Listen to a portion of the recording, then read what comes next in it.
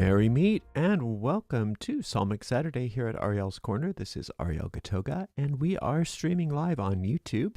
Moderating for us today are the lovely Honey Paw and the lovely Jason. Thank you so much, moderators, and thank you so much to everybody for joining us today. I hope you're having a wonderful Saturday. We'll get right to our Psalm spell in just a moment. We do have a premiere at 11 a.m. Pacific time, which is just over 40 minutes from now. And I hope you can join us for that. I believe I linked today's stream to the premiere. If I forgot to do that, I hope I didn't forget to do that. But if I forgot to do that, you can just find it on our YouTube page, our YouTube channel, on our YouTube channel. Now, if you like the video, subscribe to the channel and hit that notification bell, especially if when you hit the notification bell, you choose all notifications. You should always be notified, especially if you're on YouTube, when we have a premiere happening or a new upload or if we're live. So that's the trick, is to make sure that you have chosen all notifications. Our shop is located at arielscornershop.com, arielscornershop.com. We have a few new pieces of merchandise on there. I hope you enjoy. There's a bunch of new t-shirts and a few new mugs, so have a look, arielscornershop.com. Our main website is at arielscorner.com, arielscorner.com, and that's where you can find your way through all of our offerings. We have free courses, free booklets, free guided meditations, free lectures, free articles, all kinds of stuff. So please avail yourself to all of that. While you're on that website, arielscorner.com, if you just go down to the footer of any page, you'll see some social media links. One of the social media links that I like the most is the one to our Discord server, because that's where we have an opportunity to just interact with one another as a community. And the cool thing about the Discord server is that it's separated into different channels. So there's a channel for each of the courses.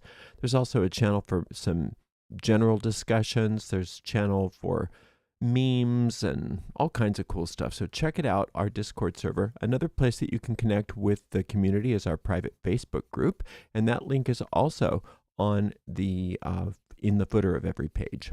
So check that out. If you'd like to donate to this channel, you can do that by going to paypal.me/Ariel Gatoga. paypal.me/Ariel Gatoga. If you're wanting to give from YouTube, you could use a super sticker or super chat right in the chat thread if you're live, or you could use a super thanks if you're watching on a restream. We do appreciate your support, and we appreciate you for being here. We do have a chat thread open right on this stream, so if you want to chat amongst yourselves, please feel free. It's okay if you're not necessarily chatting about what I'm talking about, but if you do get distracted by all the chats, you can just close the chat and get right back to only watching the video if you prefer. I don't think I forgot anything, but if I do, I'm sure it's not that important. So let's get going. Did I tell you that we have a premiere? Yeah, we do have a premiere. Okay, good. So I hope to see you at the premiere following this.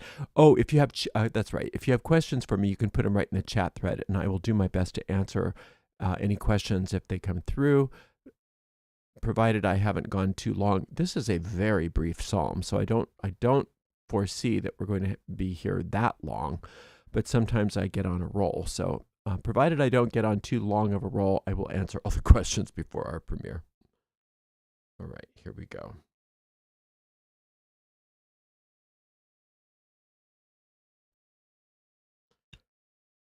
Okay. Today we are working Psalm 15. In Psalm Magic, we use Psalm 15 to eliminate resentments and to remove evil influences, to remove evil spirits, and for peace of mind. And today I'm going to gear Psalm 15 to quieting the mind. It's the quiet mind that gets things done. So when we get a quiet mind, we are in a position of power, and we can actually affect change. So that's what I'm going to gear this to today. But whatever you've brought to the psalm, Any psalm can ultimately be used for any purpose. So you can keep whatever your intention is in the top of your mind and apply that to whatever we find in the psalm today.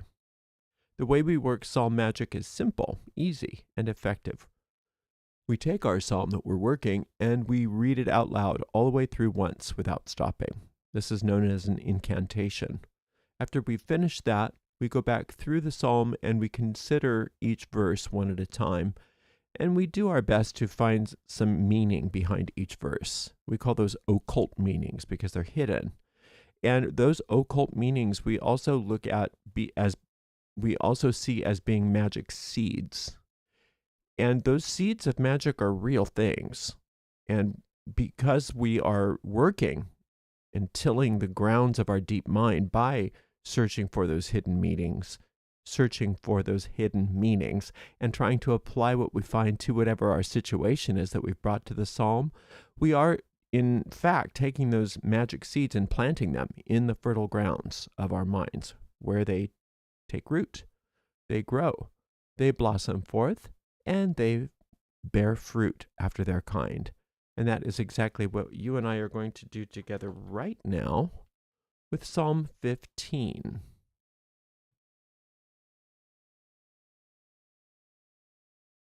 Lord, who shall abide in thy tabernacle? Who shall dwell in thy holy hill? He that walketh uprightly, and worketh righteousness, and speaketh the truth in his heart. He that backbiteth not with his tongue, nor doeth evil to his neighbor, nor taketh up a reproach against his neighbor, in whose eyes a vile person is contemned. But he honoureth them that fear the Lord. He that sweareth to his own hurt, and changeth not. Let's do that again. He that sweareth to his own hurt, and changeth not. He that putteth not out his money to usury, nor taketh reward against the innocent. He that doeth these things shall never be moved. I'm just gonna, before we start, if for some reason we lose this stream because we've been having some issues with the internet lately, I apologize. I'll just see you over at the premiere. Hopefully it'll be fine. We've got the technician coming out on Tuesday to see what's going on. All right. So it starts out with an invocation to the Lord. Now, the Lord for us in magic is a symbol for the one power, the one source, the one force, the one substance in all the universe. You know how if you jump up and down, the down is gravity. You jump up and you come back down with gravity. Everybody does. If I drop something, it falls to the floor. If you drop something, it falls to the floor. If I jump up, I come back to the floor. But I don't say my gravity, your gravity. We all have the same gravity. I don't say my air and your air. We all breathe the same air. I don't say my earth and your earth. We all share the same earth. And the same is true for the infinite intelligence that is the Lord in these Psalms. It's all for us. It's all oneness. And that's why we can't say that there's any, that's why we say there's only one. Not one separate from others, but only one. There's only oneness. And since there's only this one power, nothing can oppose it. Nothing can thwart it. And nothing can successfully stand against it. We say that one with this force is a majority. And whomever this force is for, nothing can be against. And that's why we take time to orient ourselves in our mind to what Lord actually means, so that when we work the psalm, we're working it magically rather than religiously. And when I say religiously, meaning that many religious people think of the Lord as being some deity outside of themselves that they can appease and that is going to dole out rewards and punishments. And that's not how we see it at all. So, Lord, who shall abide in thy tabernacle? Well, let's look at the tabernacle for our purposes of this psalm today as being that quiet mind. That place in our mind where we can actually work successful magic. When our mind is quiet, when we have peace of mind, we are in a position of power. If our mind is racing and we're all upset, we don't want to work magic. That's not a smart idea. We want to focus on quieting the mind first, and then we work our magic. In fact, many times when you can quiet the mind, you don't have to worry about working magic. That is the magic. Sitting in that silence, sitting in that quietness tends to solve problems for you. Very much like getting a good night's sleep tends to make you feel better. It tends to take care of illnesses and things. When somebody's sick, many times the best thing they can do is not take more pills and not look up things on the internet. It's just to rest and let the body itself do what it knows how to do, heal itself. And that is true for us on a universal scale when we consider what this quiet mind is. It is the source of all power for us. So that's the tabernacle for us here today, is that quiet mind. So Lord, who shall abide in this tabernacle? Who shall dwell in thy holy hill? The holy hill is the place on which the tabernacle has been erected. And that holy hill is that exalted place in our mind, our higher self. We're getting the answer. So it's as if the Lord said, well, since you asked, this is who. He that walketh uprightly and worketh righteousness. So walking uprightly to us means that our inner and external posture, our poise, is where our peace lies. When we are poised, we are in a posture of peace. And you've all heard that phrase, fake it till you make it. Sometimes acting poised and peaceful is all that it takes to let that peace rush in and quiet the mind. He that walketh uprightly and worketh righteousness. Righteousness is right-mindedness, right thinking. So if you are poised and you are choosing thoughts that are true, meaning at one with the infinite, you're thinking thoughts that are true about yourself versus the lies of the ego, then you're in your right mind. And speaketh truth in his heart. Heart is, in the Psalms, talking about the habitual mind, getting in the habit of thinking right thoughts. Speaking truth in his heart is thinking right thoughts. And also listening to your speech as an indicator of what the heart is thinking, and changing those speech patterns. Nothing ever works for me. Well, that's good that you said that, because it's telling you that that's your habitual thought form. So we're going to say that's not true. You're not speaking truth in your heart. You're speaking falseness in your heart. You're speaking lies in your heart. Ultimately, everything does work out for you if you let it, if you quiet your mind, if you reorient your thinking to be thinking the thoughts that the infinite is thinking with you. If you're thinking thoughts all by yourself, separate from the infinite, you're going to get those results, because that's how creative you are. That's how powerful you are. So if we look into our lives and we see that there are problems, there is discord, there is disharmony, and we listen to our words and we hear habitual things coming out of our mouths that are reflecting discord and disharmony, then we understand, the reason I'm not in the tabernacle is because I'm not speaking the truth in my heart. Because the truth is that I'm perfect the way I was created. I'm always at peace. I'm harmonious. All is well. Everything is always working out for my highest good. And when we start to speak the truth, then the truth starts to manifest for us. First in our mind, we feel better, and then in our environments. But if our environments are reflecting lies, then we get what we get. And we have to understand, let's find that seat of power first, which is our mind. We calm the mind, in other words, working righteousness, and speaking truth within our heart. Sometimes we have to reject those negative thoughts or those negative speech patterns. When you hear yourself saying something that you don't want, just don't beat yourself up about it. It's called being a human being in this world. Everybody does.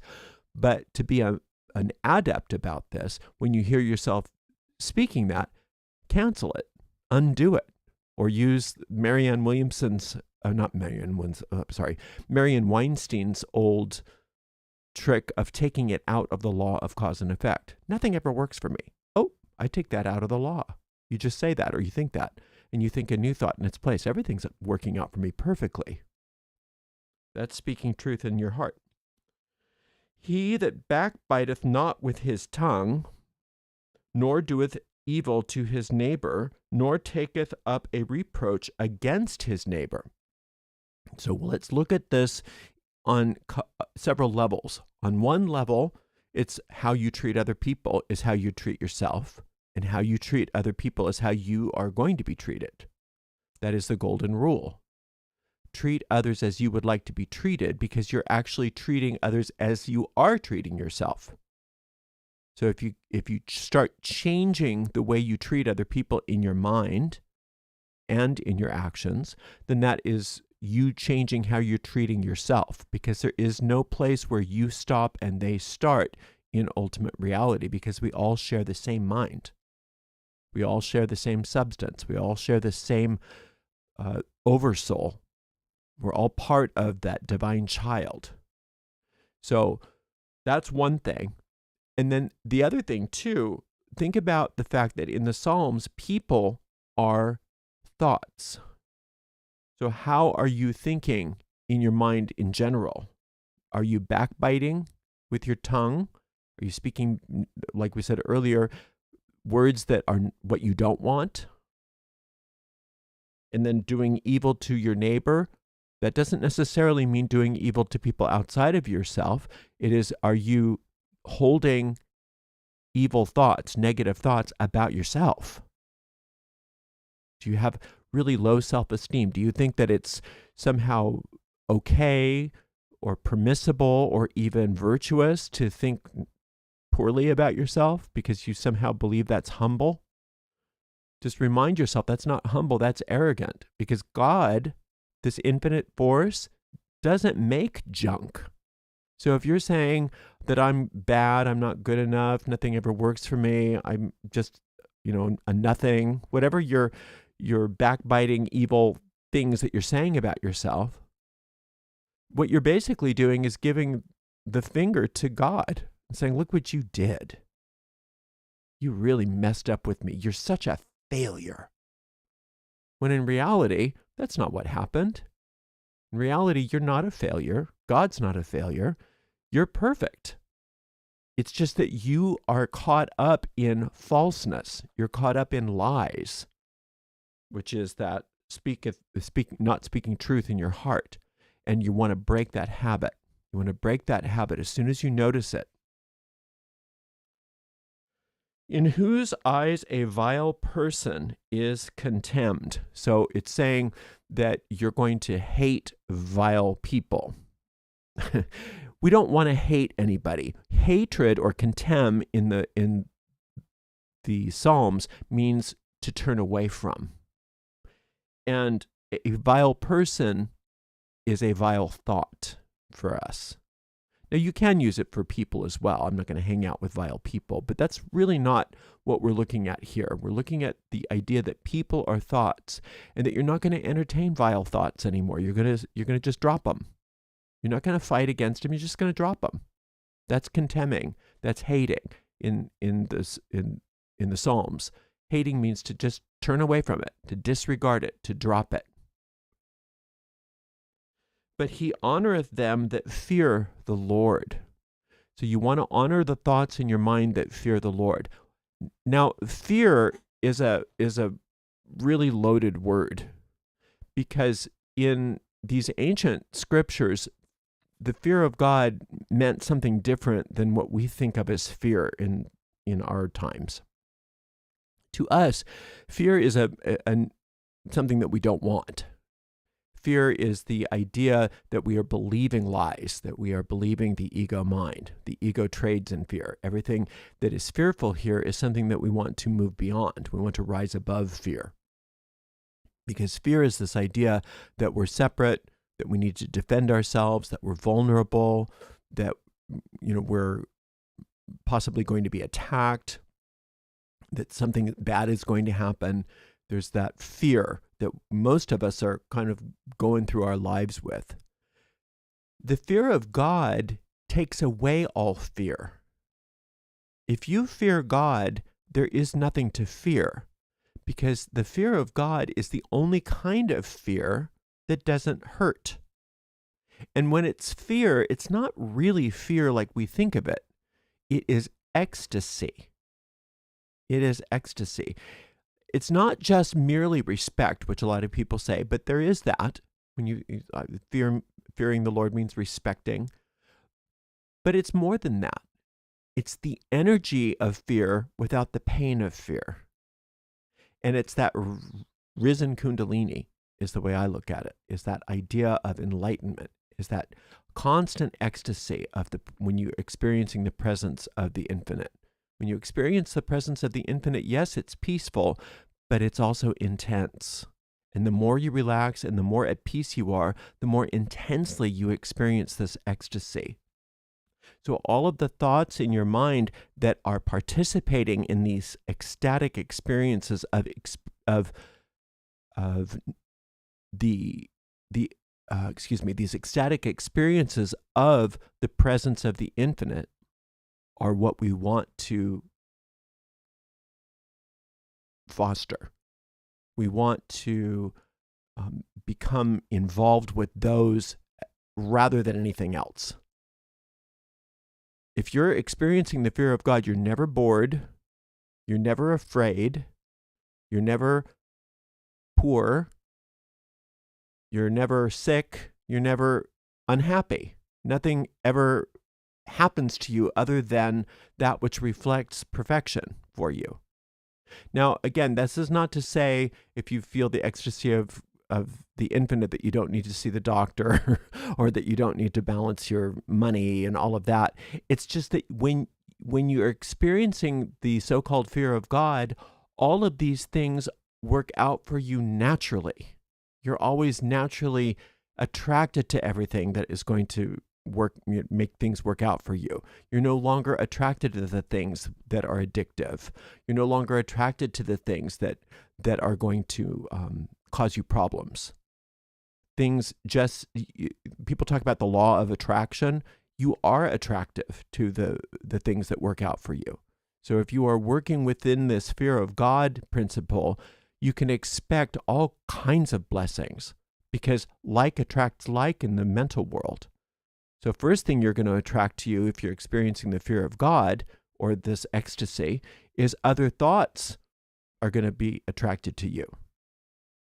So you're going to start thinking more thoughts about this ecstasy. And what you think about expands into your reality, because thoughts are things. And so your experiences in life are going to reflect that ecstasy. My iPad just closed. Hold on a second. Oh, here it is. So, but he honoreth them that feareth the Lord.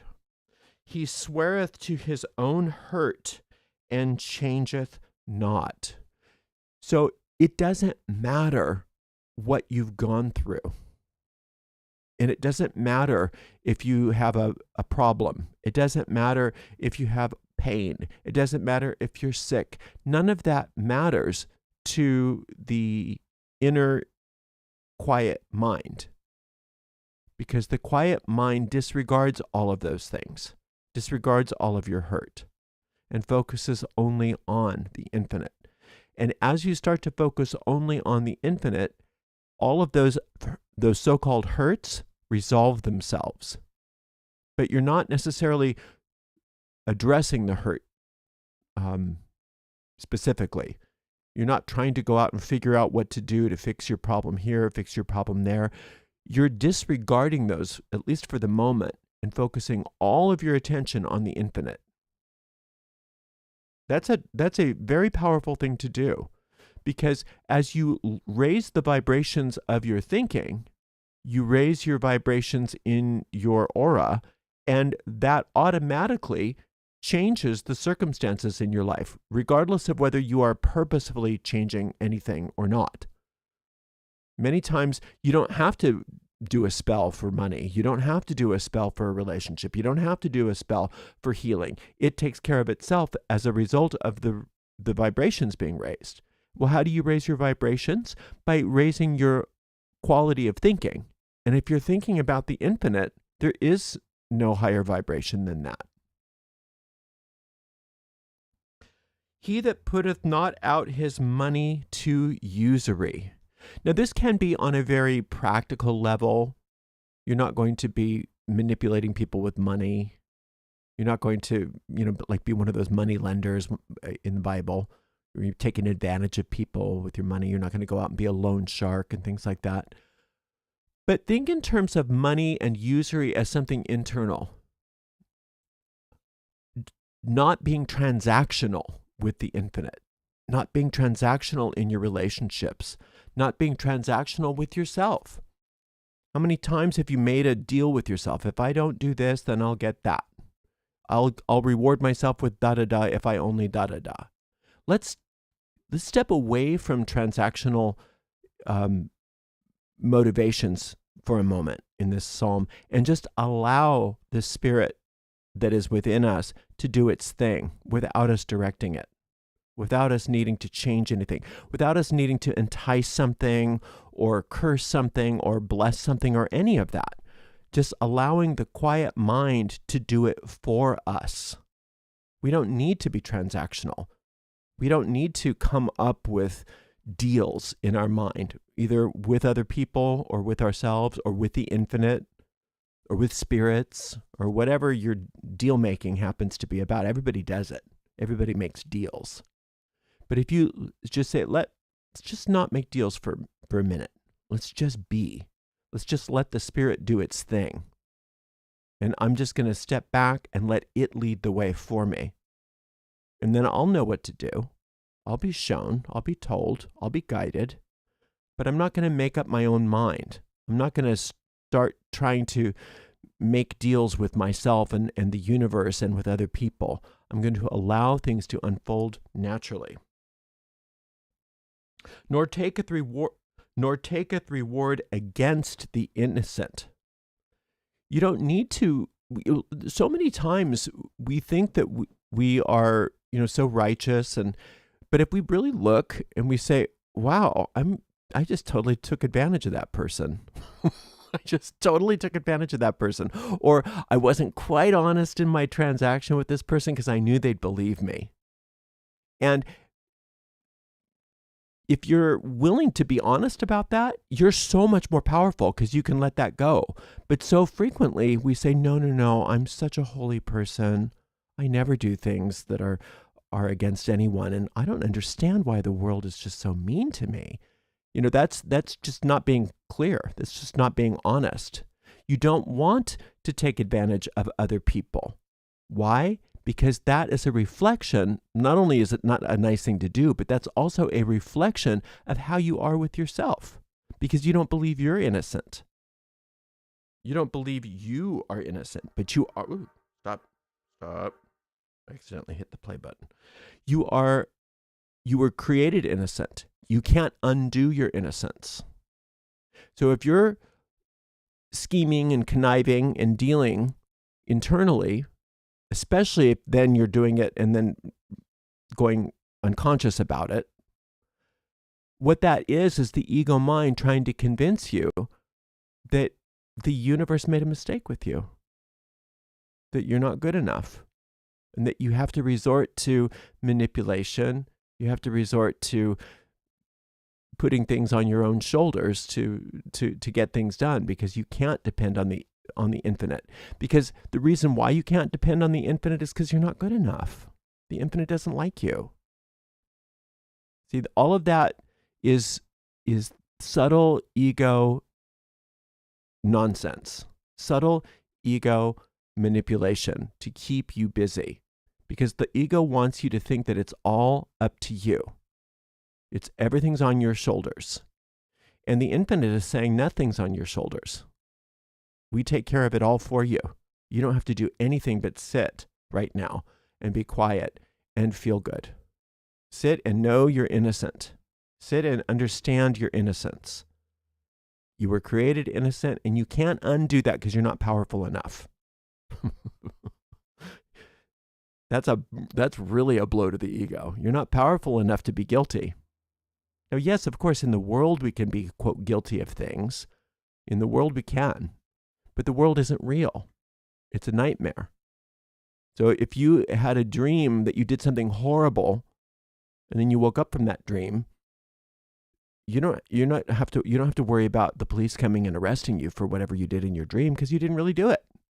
You were just playing out some sort of fantasy in your mind. Well, the whole world is like that, according to the Psalms. The whole world is like that. In reality, you are asleep having nightmares, but you are in reality asleep in heaven, the innocent child of the infinite. And so everything good is due you, because that's your inheritance. And the more you realize that, and the more you think that way, the less you do involve yourself in the karma of this world.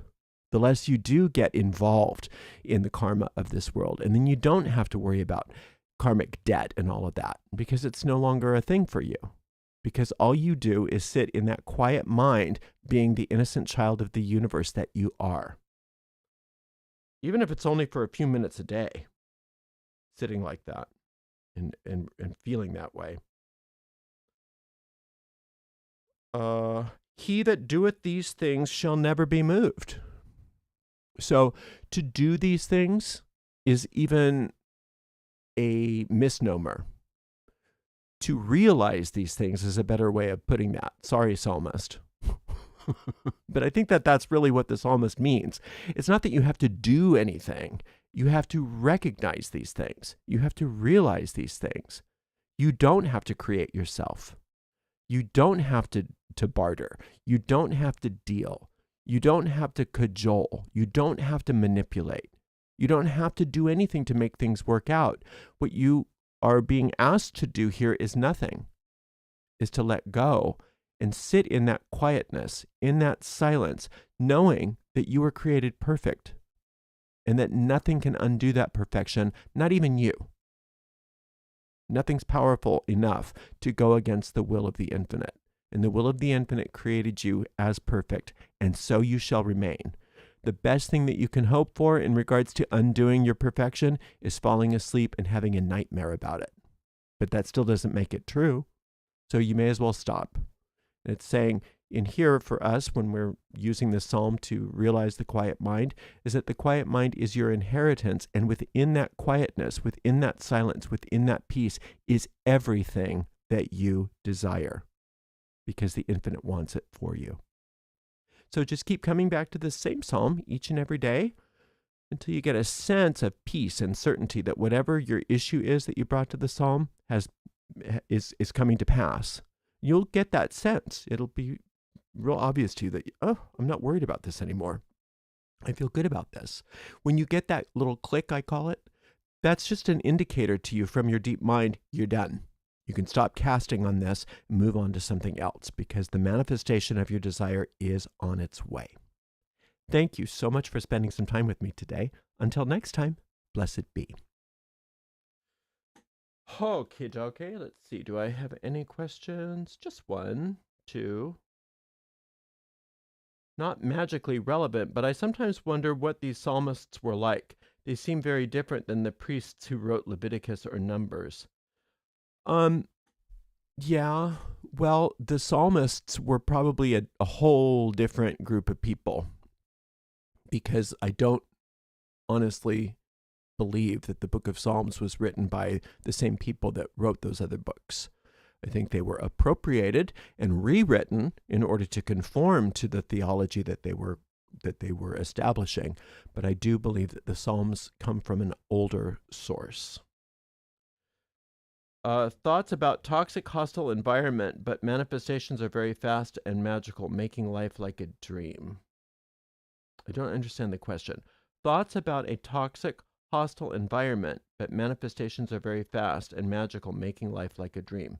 Well, if you have toxic, hostile environment, you have to be where you are. You have to start with where you are. But even if you're in a toxic, hostile environment, you can be by yourself, at least for a few moments. Very few people can at least go to the bathroom. Find somewhere where they can be by themselves, and you can close your eyes and find that quiet mind.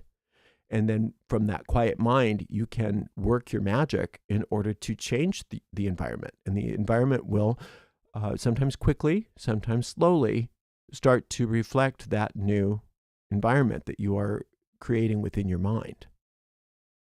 So I hope that answered that question. Thank you so much for those great questions, and thank you so much to the amazing moderators. Today we have the lovely Honeypaw and the lovely Jason. Thank you so much, and I hope that you can all make it to the premiere that's happening in just about 7 minutes from now. And like I said, I think I remembered to link today's stream to the video, but if for some reason it doesn't come up, just come on over to our YouTube channel and you'll find that premiere. All right, we'll see you over there, and then we'll hopefully see you tomorrow for our live stream lecture on Soulful Sunday. Until next time, blessed be.